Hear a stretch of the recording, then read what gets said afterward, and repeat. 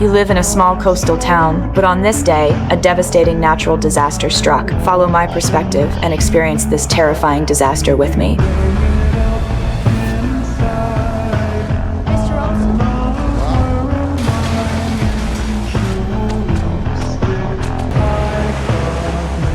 That day, the weather forecast had already issued a warning. A powerful hurricane was approaching the coast. Wind speeds kept rising, and the waves grew higher and higher. Many residents had already started evacuating, but at this time, the beef processing plant where you worked was still operating. You were pregnant, but your boss still required you to stay and work. You felt uncomfortable, but to keep your job, you had no choice but to finish your tasks. When your shift finally ended, the wind outside was so strong that it was hard to stand. You quickly got into your car and started driving home. There was also a truck driver who hadn't left the factory yet. He needed to deliver the last load of beef before he could finish work and leave. Neither you nor he knew that disaster was approaching. The signs along the road were shaking violently in the strong wind. You gradually realized that this storm might be more dangerous than expected. You didn't dare stay in town any longer, so you decided to leave immediately. But on the road ahead, you found several fallen trees blocking the way. Because this road was the main route out of town, the fallen trees trapped all the vehicles behind them. Someone saw that your car was smaller and suggested that you try squeezing through the branches. But when you drove the front of the car into the gap, the bottom of the vehicle got stuck on the branches. The car couldn't move forward or reverse. Just then, a deep rumbling sound came from the distance. The seawall was destroyed by the massive waves. The next moment, a huge wall of seawater rushed toward the town like a moving barrier. When the truck driver saw the flood coming, he immediately stepped on the gas and tried to drive toward higher ground, but the truck was too heavy, and there wasn't enough time to escape. The massive wave crashed into the truck, sweeping both the vehicle and the driver back into the streets. You couldn't escape either. Your car was lifted by the floodwater and thrown around the streets. At that moment, a girl upstairs noticed your situation and warned you to get out of the water as quickly as possible. That's when you realized there were sharks in the flood. Big Dave heard the warning and turned around, trying to climb back onto the boat, but it was already too late. A dark shadow quickly moved beneath the water,